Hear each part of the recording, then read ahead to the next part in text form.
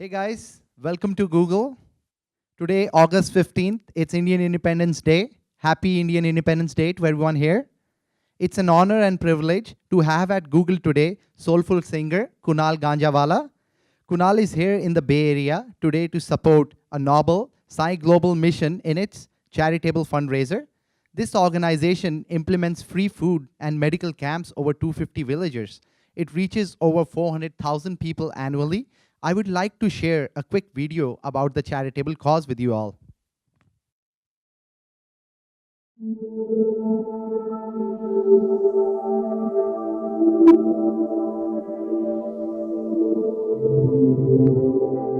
Service is often considered a privilege rather than an essential duty towards a society. In this fast-moving world, despite our busy lives, it is important to have focused interests to benefit the poor and the needy, to uplift remote villages, to help that section of the society which struggles even for the basic necessities of life, such as food, water, medical care, and shelter.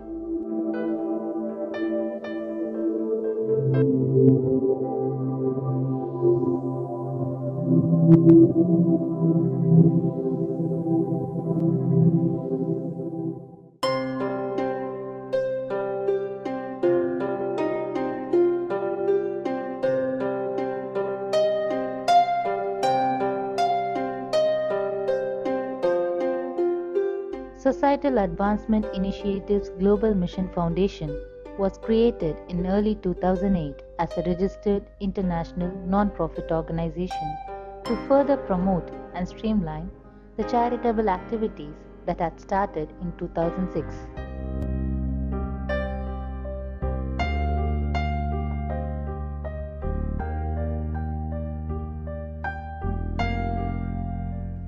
Providing a simple meal to a starving person is a valuable service.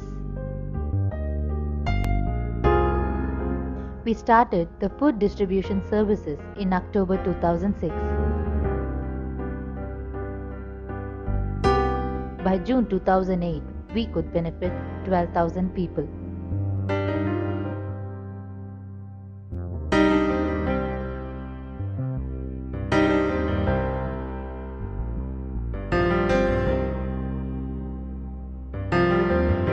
We provide free medical services to 200 villages in 5 states of India with 35 centers. இங்கே வைத்தியத்துக்காக ஒரு 3 மாசமாக வைத்தியம் பண்ணிக்கிறோம். எனக்கு BP இருக்கு. இதுக்கு முன்னே BP இருக்குன்னே எனக்கு தெரியாது. எந்த டாக்டர் சொல்ல. இங்கே வந்தார்பாடு பிபி இருக்குமா அவனுக்குன்னு சொல்லி தொடர்ந்து மாத்திரை கொடுக்குறாரு. நான் மாத்திரை எடுத்துக்கிறேன். எனக்கு சுகர் இருந்தது. நான் வெளியில் தனியார்கிட்ட பார்த்தேன். ஒன்றும் சுகமாகலை. இங்கே வந்ததுலேருந்து எனக்கு நார்மலாக நல்லா இருக்கு. உடம்பெல்லாம் எந்த பிரச்சனையும் கிடையாது. மாத்திரை மருந்து எங்களுக்கு ஃப்ரீயாக கொடுக்குறாங்க. கால் குடைச்சல் கை குடைச்சலுக்கு போனோம். துட்டு செலவு பண்ணேன், தீரல. போய் எங்கே போனாலும் தீரல. சுக்கு பெருங்காயெல்லாம் போட்டு பார்த்தோம், தீரல. அதே இங்கே வந்த பிறகு கொஞ்சம் சுமாராக இருக்குது. இதோட 9 வாரமாக வந்துக்கின்னு இருக்குங்க அல்சர் கம்ப்ளைண்ட்டு. இப்போது இங்கே மாத்திரை மருந்தெல்லாம் சாப்பிட்ட பிறகு குணமாகுதுங்க. நல்லா இருக்குது உடம்பு. Lot of care on primary health like anemias, ordinary fevers, diabetes, hypertension. These are the areas where they don't know what is happening. At the facilities in the villages where we have attended, almost all the villages in the Kanchipuram district don't have any proper medical facilities. And we just land up to the outpatient department here saying that they have got giddiness.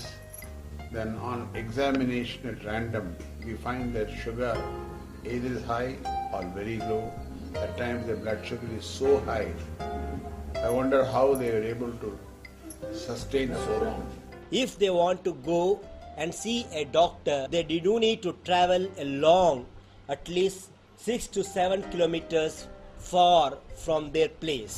So naturally we are concentrating on this basic principle of treating common conditions. We do have some tie-up with other hospitals in other areas where we refer our patients as far as possible free surgery. We'll be very happy to know that we have done a cardiac catheterization on a girl 10 years at Pullepakam, where she had a ASD, and now we have corrected it, and she can lead a very normal life. இது எங்கள் பொண்ணு திவ்யா சின்ன குழந்தைலேருந்தே art problem சொல்லிட்டு சொல்லியிருந்தாங்க. Srinivasan sir தான் வந்து ஸ்கூலில் இருக்கிறவங்க எல்லாருக்கும் ஃப்ரீயாக பார்த்துன்னு இருந்தார். அப்போ வந்து எங்கள் பொண்ணையும் வந்து அவர் தான் பார்த்து சரி சின்ன ப்ராப்ளம் தான், நீங்கள் கவலைப்படாதீங்க, உங்களுக்கு வந்து நான் எழுதி தரேன், அந்த ஹாஸ்பிட்டலில் போய் பாருங்க அப்படின்னு சொல்லிட்டு சொன்னாங்க. இப்போ எங்கள் பொண்ணு நல்லா இருக்கா. We know that prevention is better way than cure. We have planned some culturally appropriate programs to create awareness among people about their health, hygiene and nutrition.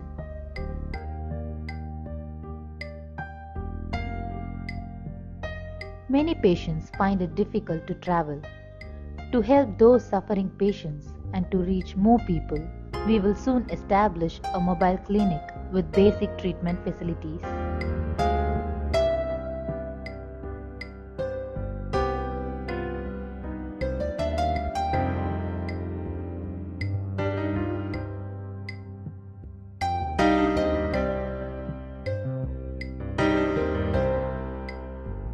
Serving the victims of natural disasters with our emergency disaster team. In the coming years, we are planning to provide food for more than 2 million people every year. In lines with our global mission, we have expanded our services to South Africa. We also aspire to extend our services across the globe. We invite you to join Saigam Foundation in our mission to improve disadvantaged societies through compassionate service and contribute to universal harmony and global moral advancement.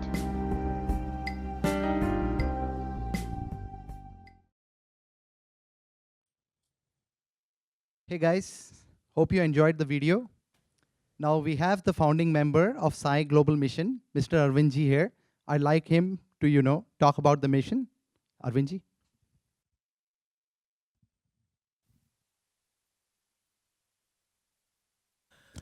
Good morning, everyone. First of all, wishing you all a very happy India Independence Day. Thank you for being here and giving us this opportunity to come and visit Google. It's always great inspiration to be here. And on behalf of all of us here, I'd like to welcome Mr. Kunal Ganjawala, Mr. Rajesh Uppalapu, and Mr. Harmeet Manseta, who all come from India all the way to celebrate together with us our India Independence Day as we are moving into the 70th year of independence. And we really thank them for being part of this wonderful cause that we are trying to create awareness about. And so my name is Arvind Tyagarajan. Professionally, I'm an inventor and serial entrepreneur, mentored by Dr. Abdul Kalam, the former president of India. I have a video compression company, but I promise not to talk about that today, but maybe some other time at Google. Today I'm wearing the hat of our foundation called Sai Global Mission, where we are doing a lot of service activities in India, and we believe this is going to be part of the nation-building mission through free healthcare, education, as well as nutrition. It started off in the year 2006 when actually we were part of a village service program, and during a village visit, we found a very old man, 70-plus-year-old man, and when we started talking to him, we found that he was making less than 7 rupees per day, which is almost like 10 cents, and all he could afford to eat was just rice and salt. Now, you heard that correct. It's rice and salt. If he had a chili in a week, he considered himself extremely lucky. That's how bad he was. And because of the excessive rice and salt, he developed diabetes as well as hypertension. And these are two diseases you cannot treat by giving medical care once every 6 months or a year. It needs to have continuous monitoring and follow-up. So that's why we developed this weekly model, and with inspiration from great leaders in India who have really struggled for our freedom and emphasized the need for selfless service to the society, we started these activities on a very noble day, which is our father of the nation, Mahatma Gandhiji's birthday on 2nd October 2006. And I'm proud to stand here and say that for the last 10 years, not a single day has been missed in terms of these service activities. Every week, rain or shine, our volunteers have gone to these remote villages It started off with one village in Andhra Pradesh, and today is expanded to more than 250 villages, right? Every week, we have been providing free healthcare and free food. Now, you won't believe, you may think, what is this one meal a week going to do? But that one meal a week is going to really substitute for their nutrition and other aspects that they require. And that creates a lot of goodwill in these villages that somebody is coming and providing us free food. And then that's the best way to invite them for participating in these medical camp programs. And a lot of times we find diabetes, hypertension is the number one, number two problems in our country. And then a lot of times we also find body pains and so on. And when we investigate further, we find that the water is contaminated with fluoride content, right? Because of that, they have a lot of problems and so on. And some of these villages are so remote that these villagers don't even know that there is a hospital existing even like 10 kilometers away. They can't afford it because if they miss that day's work, they lose their 7 rupees and they won't have food for the next day, right? So it's really bad. And for some of these villages, we had to develop a different approach using technology to go reach them out. And what we do here is we actually maintain patient booklets for each and every villager so that when they come the next week, even if there is a different doctor, he knows what medicines was given the previous week. So there is a continuous follow-up. And we actually computerize all the data. It's available on the cloud. And a doctor sitting in the US can actually monitor what's happening to that patient. But that was just not enough. We had to go develop better technologies to go reach out to these remote villages. So last year, we launched a technology which is really the world's first mobile delivery solution, which is a bus called Sai Wheels. It stands for Societal Advancement and Improvement by Water, Healthcare, Education, Energy through Love and Service. And this bus was the world's first integrated bus which had solar panels on top of it, which can generate electricity. There is a mobile clinic, and then there is also a mobile classroom with the library and so on, and then there is also a water purifier. Now you can see in this image, some of these kids have never ever stepped into a school in their life. This is the first time they get experience to learning something with state-of-the-art multimedia, equipments and things like that on the bus, right? So that really triggers the interest in them. I mean, we go there only once a week. It's not enough to give them just once a week education, but it triggers the interest in them, and that's what drives them to go to school or do better in life. Otherwise, these kids wander around doing nothing, right? And they're struggling for food, struggling for basic water, and other problems. We actually went to a village near Raipur in Chhattisgarh, and this village is called Parsada. We were shocked because we went to this place where there's a lake. The buffaloes are bathing there. People are washing their clothes over there. And guess what? The children came and started drinking that same water. Now, we live in Silicon Valley. How can we accept this, right? So that's where this bus actually has a water purifier. So when it goes to the village, it actually delivers pure drinking water to the villages. And we encourage the villagers to fill up a 20-liter can so that is good enough at least for a week. If you give them pure water, that cuts down half of the healthcare problems, right? So we are also collaborating with Stanford University. We actually hosted a conference called the Science for Society, using which we are coming up with an ideal village program where using energy, it's going to self-sustain all these activities moving forward. But that alone was not enough. We found a lot of children having heart diseases. And I'll give you an example. This one little baby, her name is Twinkle Sahu, and she actually had a heart problem. Her parents knew about it, and they knew that she was almost dying. Literally, her days were counted. But these parents were making less than $100 a month. And a heart surgery in India costed much more than $5,000, $10,000, and they just couldn't afford it. I mean, in our country here, even if our pet is affected by a problem, we all worry about it so much. But here, they know that the child is going to die. What can they do? And that's where we started supporting a completely free hospital. It was built in the shape of a heart in a place called Raipur, Chhattisgarh, which is really the heart of India. If you look at the India map, that's literally where exactly the heart is. And this hospital was inaugurated in 2012 in November, and it has been providing heart surgeries completely free of cost for these children.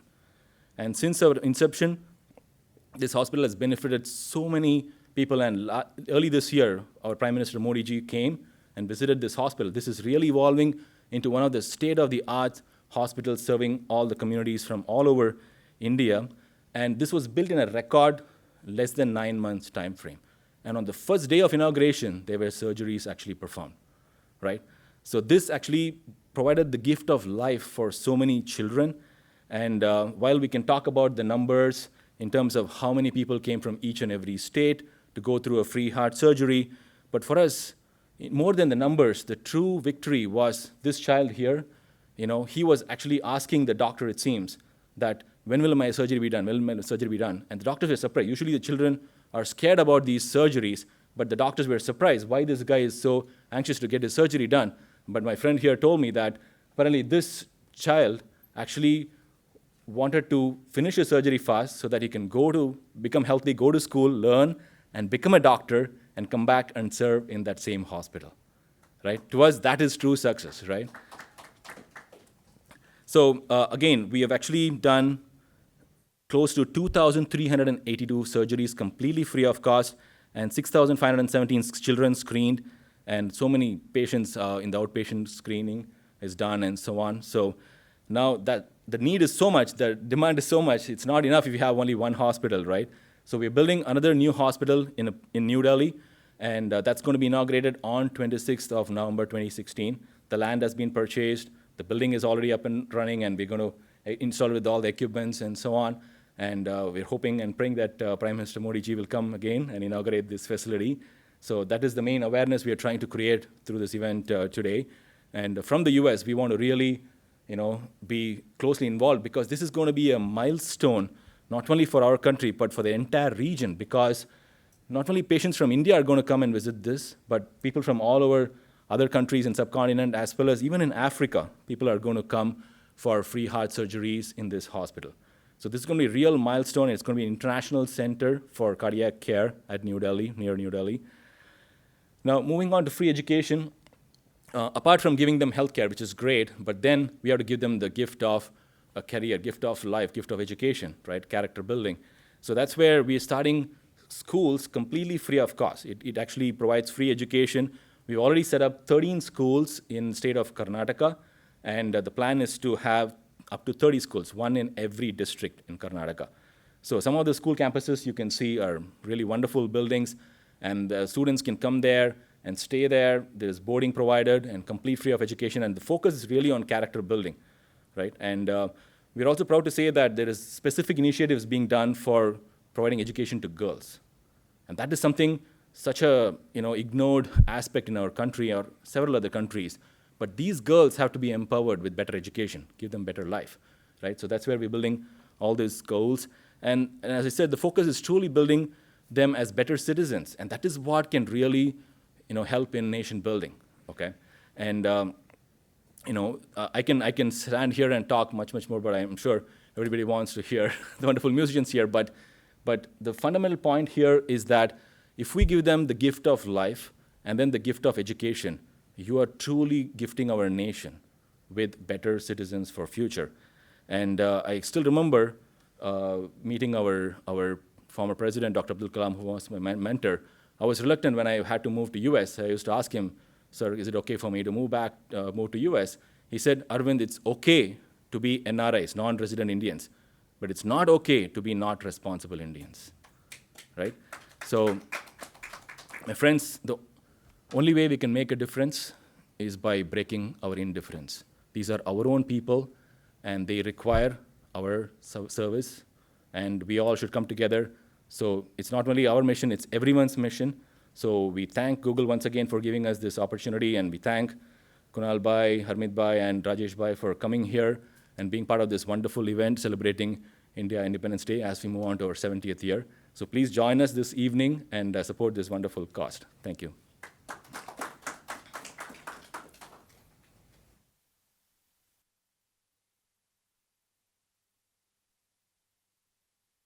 Benji, this is really amazing, and it's very Sufi and human of what you guys are doing. I'd like you guys to have a big round of applause for this noble mission. And with this, I would like to invite our guest today, like the celebrity singer, playback singer from Bige Hot Tere, who won the Filmfare Award for Best Playback Singer Male, Mr. Kunal Ganjawala, here at Google.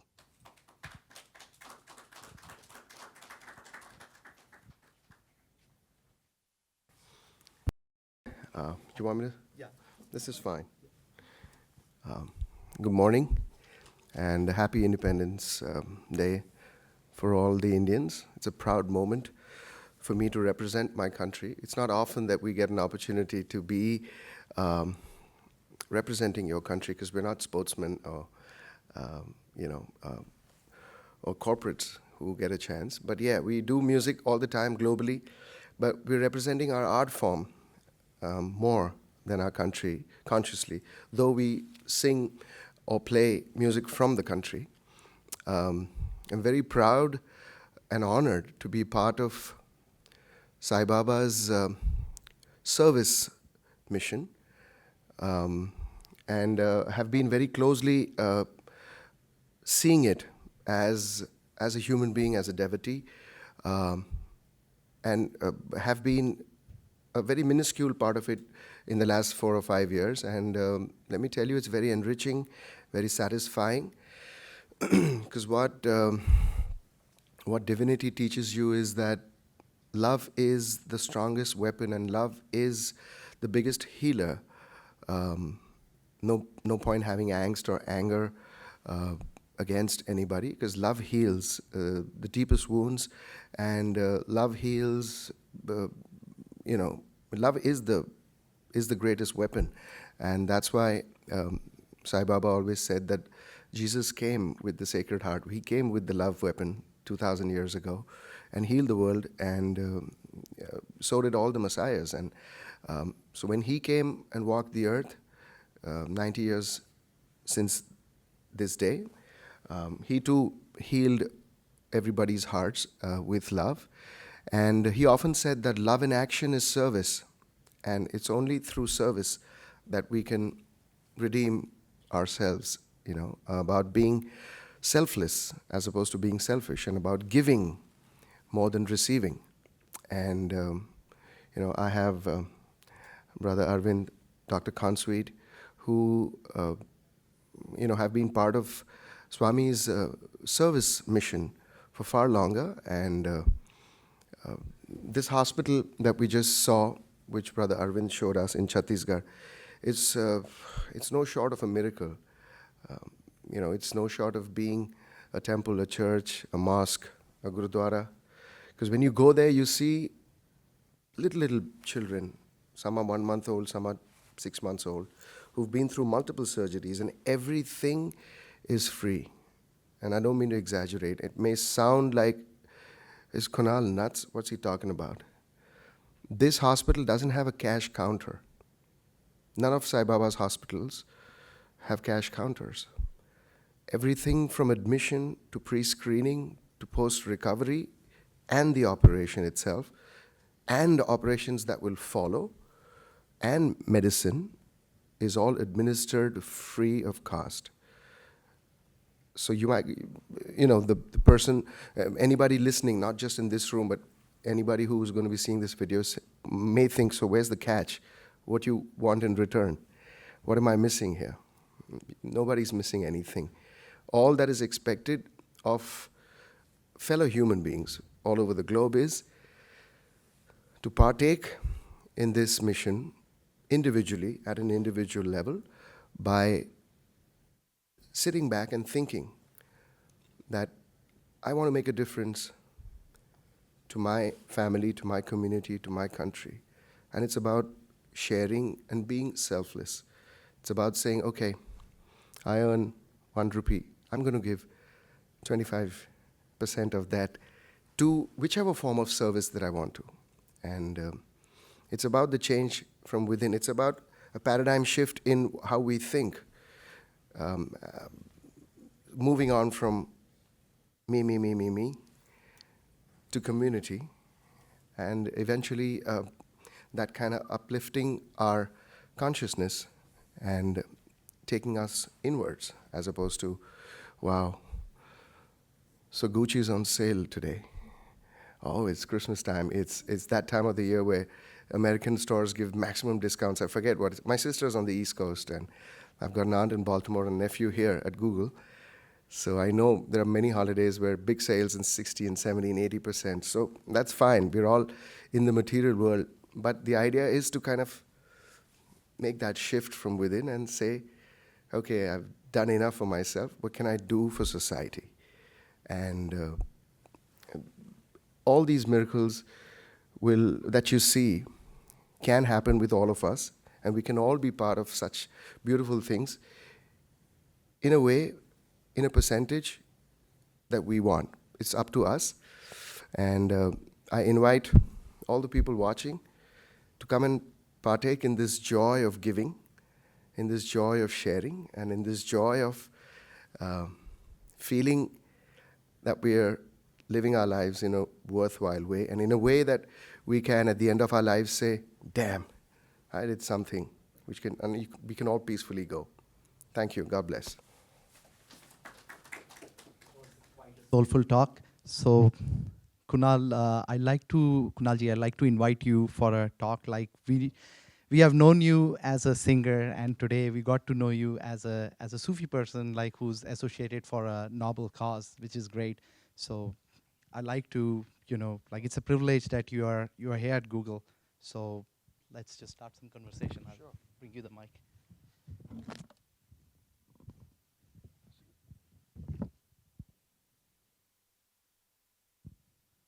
So Kunalji, welcome to Google. Thank you. Is this your first time in Bay Area? No, I've come here about 4 or 5 times. But I'm excited. I'm happy to be at Google. Thank you for being so helpful with all our questions and queries, weird ones too. You said your nephew is a Googler. Like, are you also an avid user of the Google technology? Yes, unfortunately. Oh, fortunately. No. The thing is, when we didn't have Google or when we didn't have these search stations, I don't even remember how we got some of our answers. But we would go into, I don't know. It's not a thing that we look for in a dictionary. But yeah, you can't even remember. That's how much Google's brought onto the table, right? So thank you. Great. So any of your favorite Google products that you use, or? No, I'm whenever I have a query or when I'm searching for things, it's always Google, right? So like I'm taking back a big consignment of microphones from America, and it was through Google that I reached this boutique microphone shop, which is an all American, and it was amazing how Google led me to their website, and yeah, so phenomenal. You guys are doing great work, and really thank you for all the information and all the help that you provide. Thank People you. who are looking out for things. Thank you. So, are you comfortable? Oh yeah. Okay. So, I would love to know how you went into singing. Like, tell us your journey into singing. How did that happen? Well, believe it or not, I was bullied. It was a sheer case of ragging. I was completely, there was no trace of music or inclination to be a singer. I didn't know I could sing. So not knowing you can sing comes first. Not wanting to sing comes second, because I didn't know I could sing. So here I was in the year 1990 in my high school, and suddenly these seniors walk up, and I was whistling some tune, because it was quite late in the evening, at about 5:30, and I was sipping on some tea, and so some of these seniors came up and said, "Hey, you can whistle well." So I'm like, "Oh, okay. So you must sing." So I said, "What's the connection? A lot of people can whistle." So they said, no, you whistle really well in tune. So it went on for about 5-10 minutes, and then I was trying to get out of that situation. So one guy caught me, and I was trying to act tough. I said, "Hey, get your hands off me." So the other guy caught me. So I was in that situation, and I said, "Okay." I'm suddenly in a film, and there are these 2 guys trying to hold 2 of my arms. And suddenly I realized that, man, all the stuff that we see in the movies is all hoax. Suddenly when 2 people catch your 2 arms, you're like you're against the wall, right? So then I thought of all the Kung Fu movies, and I said, okay, maybe I should use my legs. So but these guys were tall and big, so I said, "Hey, okay, let's cut to the chase. What do you want me to?" I don't sing, I've never sung in my life. So they said, "So sing." I said, "Look, do you want money? You guys bullying me, right? So what kind of bullying is this? You're not hitting me, you're not whacking me, you're not kind of making me do a funny thingy, not putting my pants down." I said, "What ragging is this? What is this? Singing? What punishment is that?" But they were incessantly they were obsessed with the fact that I should sing. So they made me sing, and I said, okay, let's get this over with. And I sang, and more than them, to my own surprise, I consciously sang for the first time, and they all said, see, they were all giving each other high and low fives. They said, see, we told you, and they gave me a couple of hits on my head. And they said, see, we told you could sing. And I was like, so I walked down. It was a long, lonely road, walking down, taking the elevator, going down to the canteen. And some of my friends met me and said, hey, let's go home. And I said, yeah, okay. And then before I went down, they took me to the cultural secretary of the college and said, he's going to be singing next week. So it was all like, in those 5, 10, 15 minutes, my entire life just kind of, it was like something just opened up and plonk. There was a portfolio that just came in and said, okay, this is your road. This is great that you opened up that time. Like, I remember a similar thing happening with me in college, like where I had a stage fear and, my batchmates were after me, we want you to sing in college. I was like, I've never sung. And they were like, it's not, we just want you to sing. You can sing. And I did not sing at that time. I was scared. I didn't have a choice. I had 4 people trying to beat me. So that's great. That's great. If I had a chance, I would have loved to hear your whistle. Like, I know you sing so well, but should maybe ask you like sometime to whistle. You've seen the movie Guzarish, right? Yes, sir. So that's there you go on record. With the weather and with jet lag, my lips are pretty dry. So I don't know if I can, do that today. But yeah. So did you after that took any training in singing, or you just went with the flow, just practice on your own? No, I rebelled against the fact that, my parents encouraged me. They said, well, you continue your studies, but how often? And this was pre-private television. Private television happened in 92. Yeah. So this was 1990, and my parents encouraged me, which is rare. Because at that time, in India, everybody just wanted to be a doctor and an engineer, the fixed. But they encouraged me. They said, you must continue your education, but, it's nice. You can sing. Why don't you pick up and learn? So I joined the Bharati Vidya Bhavan at that point, and I learned for about 7 or 8 years. That's great. That's great. So you started singing jingles, and I discovered that the Doodh Doodh jingle, that was one of my favorite. Doodh Doodh Doodh Doodh. That became really. I can see. Yeah, I drank a lot of milk. So Punjab and milk go hand in hand. तो sir वो your जो ad थी वो jingle थी, that also encouraged us. A lot of youngsters like mummy कहती थी वो देखो दूध की ad आ रही है, you should drink milk. Correct. That ad was so like it made milk look very delicious. It did. How did you become a part of that?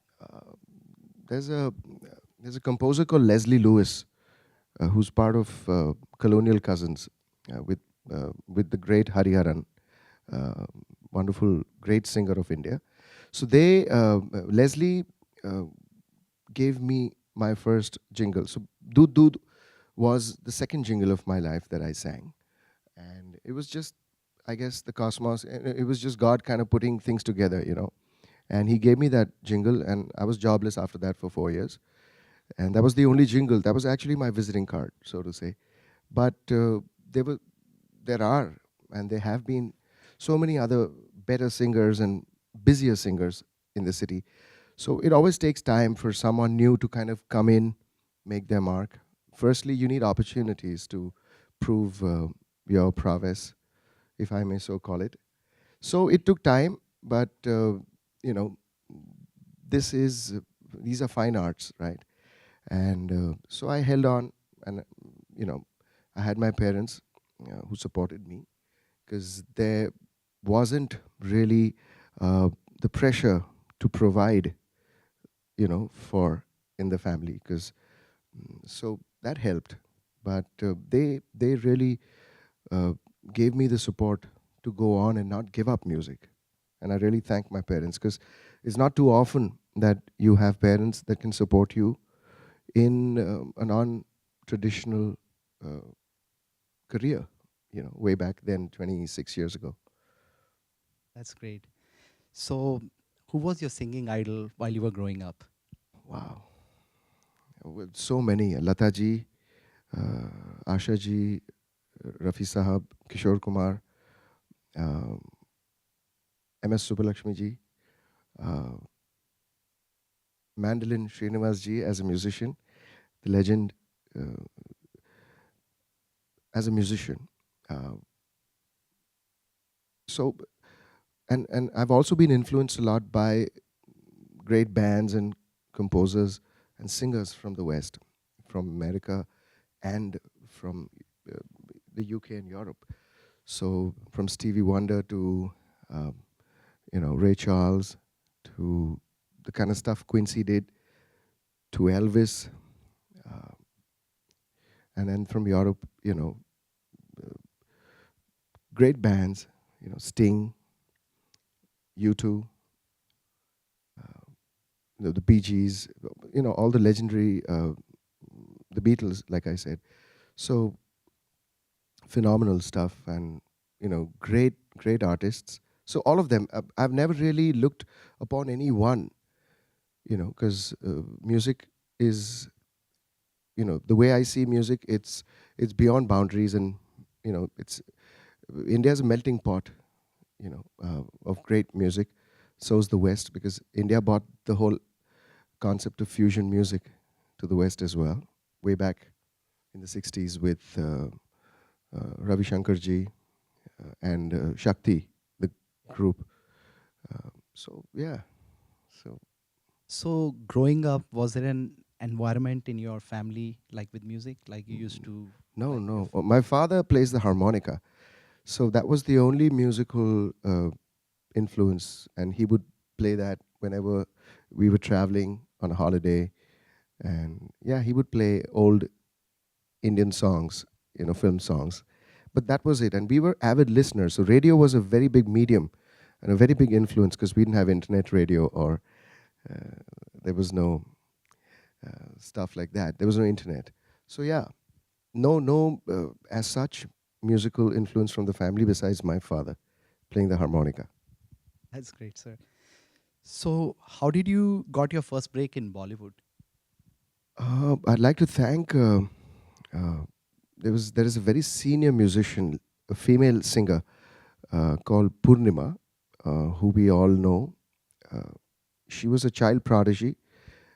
She sung with Kishore Kumar, Rafi Sahab, Mukesh ji as a kid for Shankar Jaikishan ji, for R.D. Burman, for S.D. Burman. So she picked me up from a college festival in '92, around the time, and that shift from me not wanting to do music and wanting to take it up professionally came around '92, '93. So she picked me up and she introduced me to Ranjit Barot, who's a very senior musician in the country. And Ranjit is a very, very senior musician, singer, songwriter, producer, drummer. And Ranjit influenced me a lot. He really kind of, my career took off after he endorsed me, in Bombay. And so Ranjit is one of the finest drummers that India has produced, and he has been drumming for John McLaughlin for the last 6 or 7 years. So he's part of John's band. That's great. So recently you have shifted more into music composition, if that's correct. So can you tell us more about your recent projects you are working on? Yeah, I'm getting ready with all the ammunition, because the whole model of singers, composers, and lyric writers, these were very designated departments in India from the time film started in the 50s. So you had the great, Madan Mohanji, S.D. Burman, Shankar Jaikishan, you had Majru Sultanpuri, you had Sahir Saab. These were the great poets, right? Like you have Javed Saab, Gulzar Saab. And then you had Rafi Saab, Kishore Kumar. So these were three very important parts of a song, the process. Over the last decade, that has changed, right? Because what happens is inevitably a song is known by the singer. So you say this is a Kishore Kumar song. This is a Rafi Saab song. This is a Lataji song. And that's how it is. There are very few who realize that that's a great song by Rafi Saab, which was composed by S.D. Burman, written by Majru Sultanpuri. That's only a music enthusiasts, because it's you have to go beyond, right? So that started kind of affecting the composers, modern composers. They thought we were taking away the shebang. We were taking away all the limelight of that song. So what they started doing is, which is what record labels in the West started doing too, which is taking away the, which is taking away,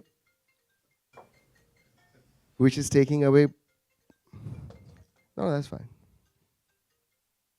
Which is taking away the power from an artist.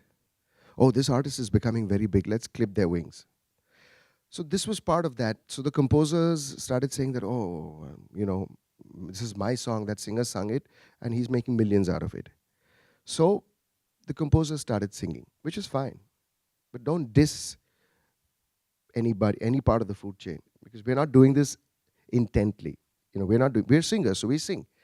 Here's a great mandolin player.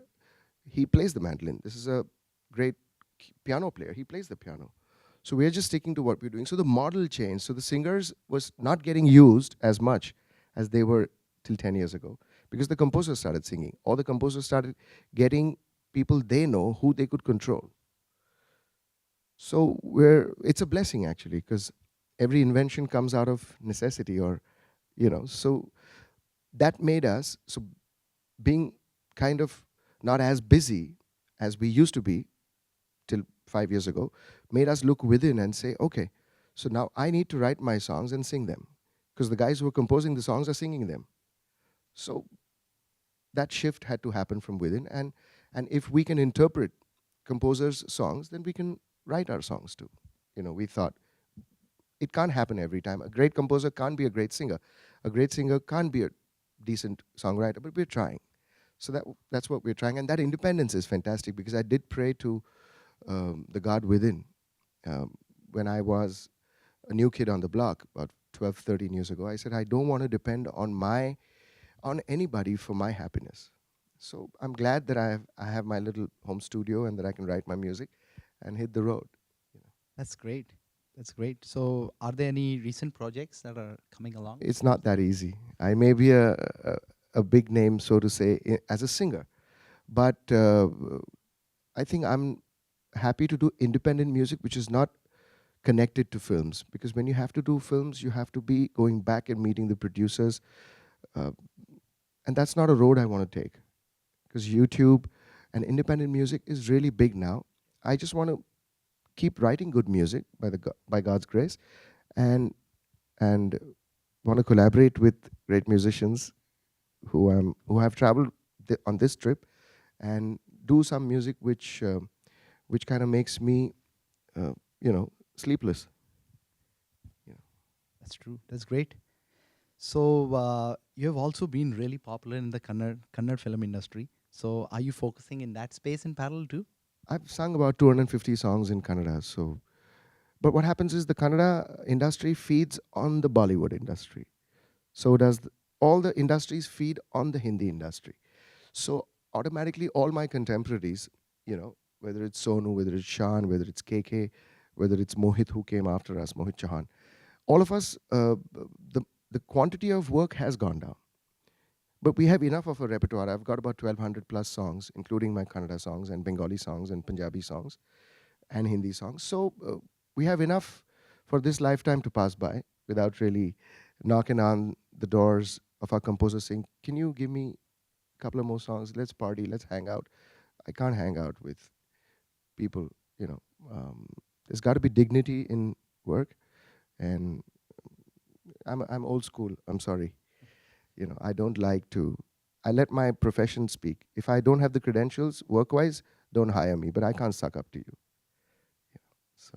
So, sir, did you learn Kannada to sing Kannada songs like? Well, yeah, I can understand when people speak Kannada, because every time I write a Kannada song or a Tamil song or a Telugu song, yeah, you heard Telugu, but I can't sing Telugu because this is Telugu land, Silicon Valley. So my brother-in-law, my nephew, his father is Kannadika. So my sister is married into Karnataka. But yeah, I can understand conversational Kannada. I can't speak it. But yeah, I would break down every line, in every language that I sing in, which I don't understand.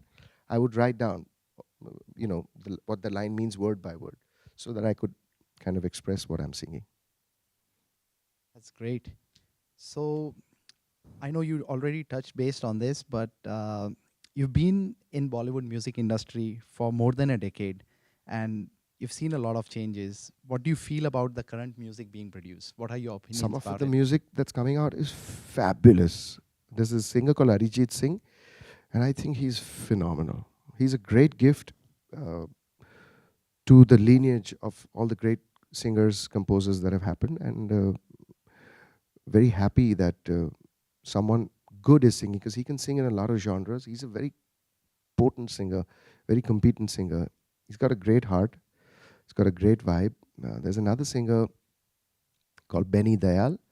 Benny is wonderful too. He sings the whole R&B thing. That's his thing, pop, and he sings R&B essentially, and he's wonderful. So these two singers really, I like listening to their music. So there is a good crop and some very nice songwriters. There was a period till about 2 years ago where melody was. There's another singer, a composer called Jeet Ganguly, who's writing some fabulous melody. So melody is back. And if you don't have melody, you can keep making noise. You can use all the gadgets possibly that are available and all technology. But if there's no melody, there's nothing that can hook you and hold you back. So it's a great time in the Hindi films as well. That's great. That's truly said. We had Benny Dayal and Arijit Singh for talks at Google too. Oh, I nice. hosted Benny Dayal Oh, nice. here, so that's great that you talked about them. So finally, sir, you're performing tonight at ICC Milipitas for a very noble cause you talked about earlier. So what songs can the audience expect from you, like that will be joining you today? Well, right there?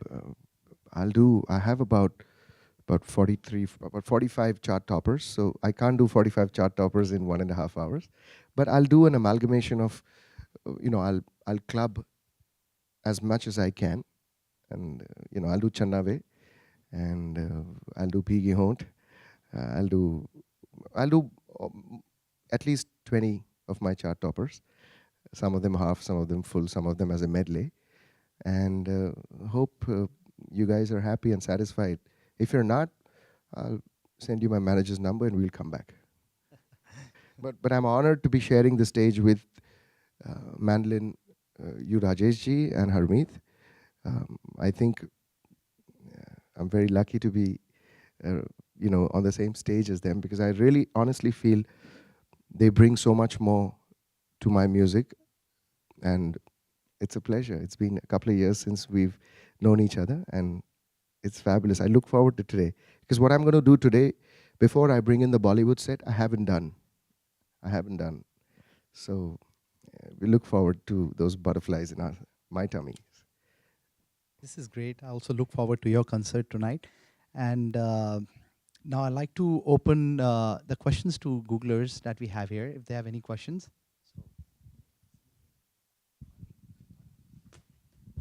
No Googlies, huh? Thank you for coming here, sir. In the recent, let's say, 5 or 7 years, there's been a big trend in Bollywood music to use synthesizers and so on. Every time you see or you listen to a song where they've used either an orchestra or at least real acoustic instruments, it just sounds completely different. Why is this trend changing? Why aren't we still doing pure music like we did in the olden days? We've always looked towards the West, right? We've always looked at the music that's happening in the US and in Europe and UK.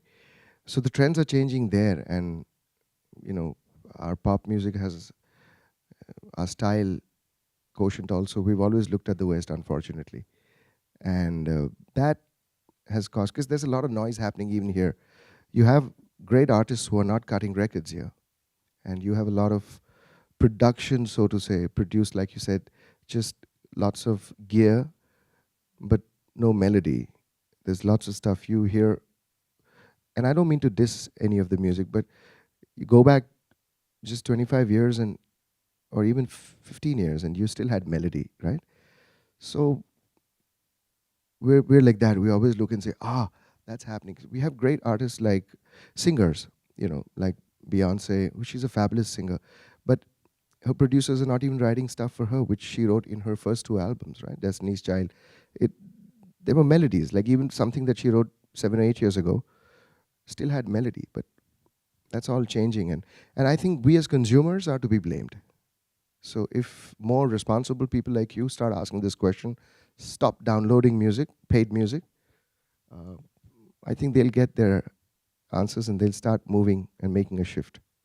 So we need to not consume crap, musically. So as someone who's creating stuff that people are paying for, do you see a market for pure or really your Absolutely. Okay. See, India, even our pop music till 3 years ago was noisy.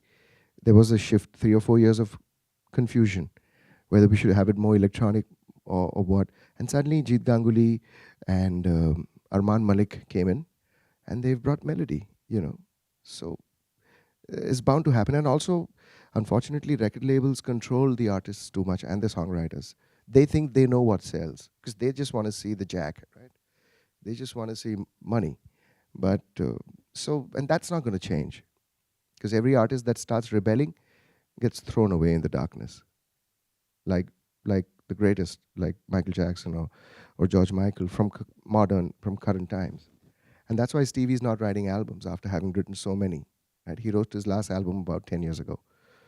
So if you try to fight the system just throws you, chews you and throws you. So it's upon consumption. So if there is no demand, there'll be no supply. So we have to control the demand. Yes, please.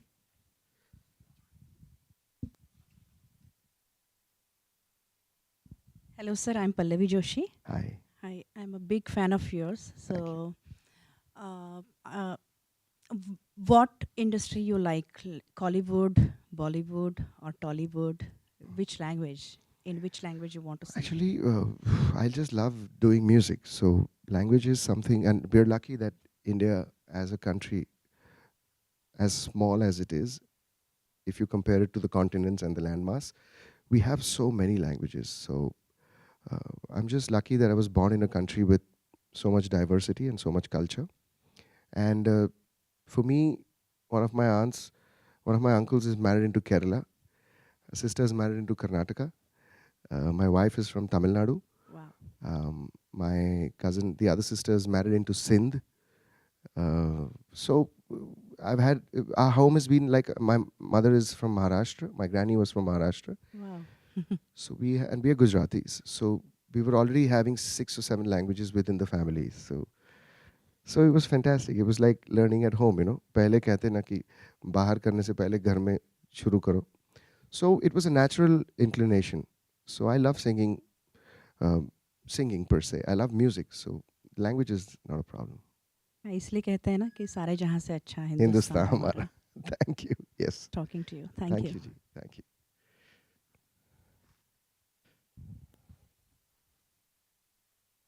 I'd leave the microphone now to you to speak to the other artists.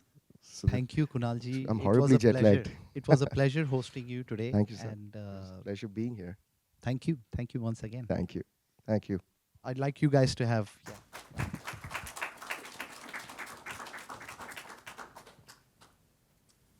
Well, so it's a pleasure today that we have like 2 notable artists today on the same day at Google today.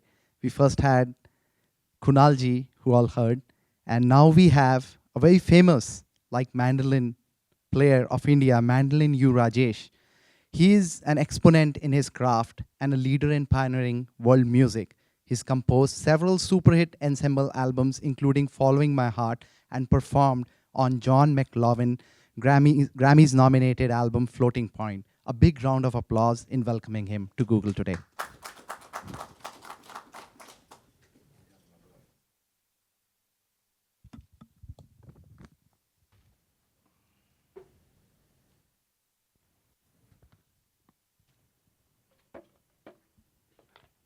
So Rajesh ji, welcome to Google. It's a pleasure that you are here today among us. Is this your first time in Bay Area? No, I've been coming from, say, like 15 years at least to the Bay Area. That's great, sir. And is this is first time you're probably performing with Kunal ji, right? Kunal ji, it's a first time combination. Really looking forward for that. That's great. That's great. He really looked excited working with you. Would be great. So, sir, as you know, Google is a technology company, and I would like to know, since technology is playing an increasing role in everyone's life, how do you see technology impacting the reach and impact on your on the mandolin? Of course, my instrument is completely dependent on technology. I mean, it's a electric mandolin, but you know, technology is like pickle in the food. It's not like mainstream. It gives added value, but you should not completely depend on it. That's true. So there have been like, so do you also use? Are you using like YouTube as a medium to like promote your music? Like a lot of artists, like independent artists these days, like YouTube is amazing thing, which it's like a blessings, because those days you want to listen to different kind of music, you have to go personally buy, search for it. Now it's just keyword and you can see. That's a blessing. yeah. No, I mean like, do you have like your own like YouTube channel? Yeah, that of course. you- that you- We do have YouTube channels, and it's a great way to It's a great way to connect with the share audience, your with the music fans. with Yeah, people. that's right. And so you have played with a number of bands with international musicians, including Pete Lockett, Bikram Ghosh, and Stephen Devasi. In this way, you have been a pioneering wave of fusion music. Like, that's great. I would love to know, how do you define fusion music, and what are your thoughts in its growth in popularity over the past several decades? Well, people like changes. Change is permanent. Fusion music is, there's nothing called fusion music, which just trying to, it's like food, you know. We have cuisines, multi cuisines. Now we have every cuisine in our house cooking. Like we just have some fried rice. Likewise in music, it's nice to collaborate, and it's basically conversing in a different language, you know. Fusion is nothing but true language trying to talk, and we come to a point where we get understanding the language. That's fusion music. That's true. So, sir, we all know your late brother, U Srinivas, who was an undisputed wizard on the mandolin. Can you share with us more about his influence on your music? Of course, he's the person who brought this instrument to the Indian classical music. He's the first person, and he's everything for me. Like inspiration. He's my guru. His brother. He's my guiding light. Everything. And without him, I would have not been a musician at all. I just wanted to become a pilot, actually. So it's karma or accident or incident. It happened. And he's just great blessing to our Indian classical music, because what he did is, Indian music is like been there for thousands of years, but he brought a new instrument and then brought the old format of music to the world again. And he made Western people go wow, because mandolin is more a romantic instrument, plays more of harmony, and then he adapted it and modified it to play the mainstream Indian classical music, which is very difficult. You know, there's a lot of long notes, long slide notes, gamakas and all. So I think he's the person who made the difference to the Indian classical music. So he used to play mostly electric mandolin. Is that right? He started with an acoustic, then he realized that Indian classical music needs a more of a sustained notes. Yeah. So he added the element of pickup and make it more electric. I've been following recently Niladri Kumarji. He plays electric version of a sitar. So this is amazing, like how you guys are bringing the Indian music, you know, through the instruments like these with beautiful harmonies. So, sir, how did your training happen? Like, tell us more about like how many hours you put into training, and how did you used to train becoming? Let me be very honest. I was not wanting to be a musician. I wanted to become a pilot, and When I was 6, I started learning it because my dad is a strict dad and I have to learn it. If not, I'll get nicely whacked. But when I was 10 or 11 years old, I met this great saint, Indian. He lived for 100 years. He's like Parmacharya. And he said, no piloting, only music. Because they don't talk much, very few words. And that was the day I performed first, like with my brother. And my life's changed from there. It all started like that. That's great. That's so great.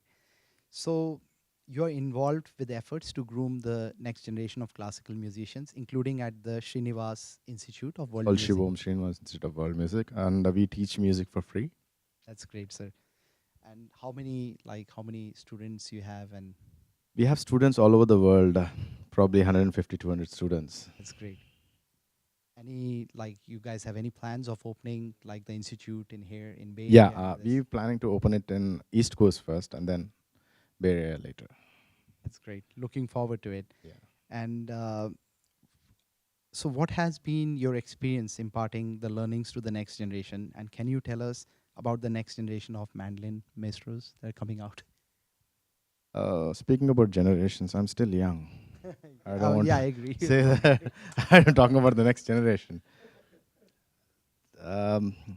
We don't need to be worried about the generations because as long as your music is pure and perfect and very good, it just keeps going on. That's what my brother believed in and it's still going on. So, sir, I know you have brought your mandolin here, and everyone here would love to, hear, you play. I will just play a little bit and just show you the changes which my brother did Sure, and sir. how That the would be an original honor for mandolin us. sounds and what is the changes.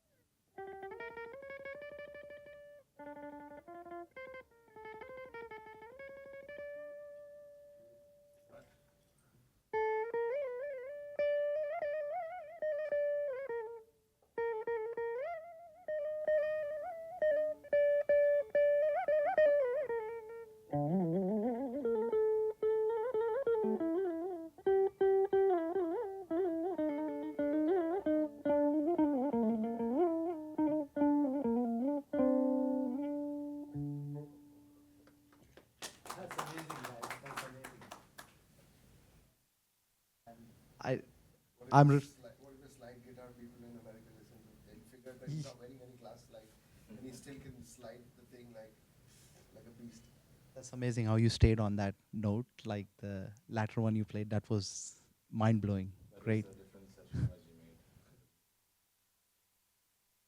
I'll open up to audience question for Rajesh ji.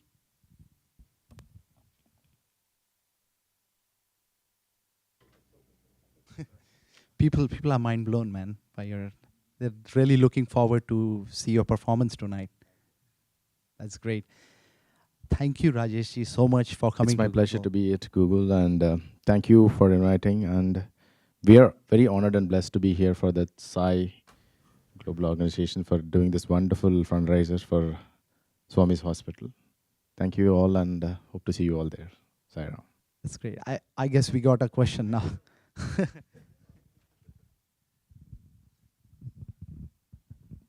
This is a little bit of an oddball question, and hopefully you have an opinion.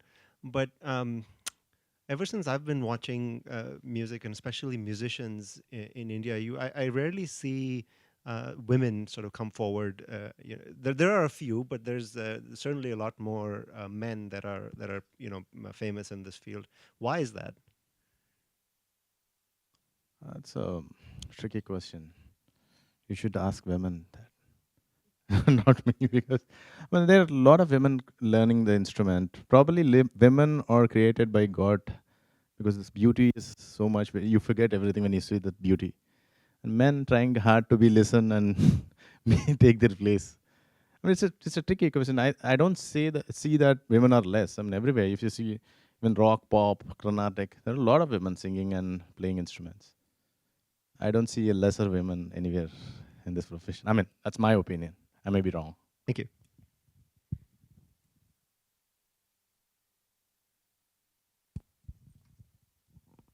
Well, thank you, Rajesh ji, again. It was a pleasure. And thank you all for coming for today's event.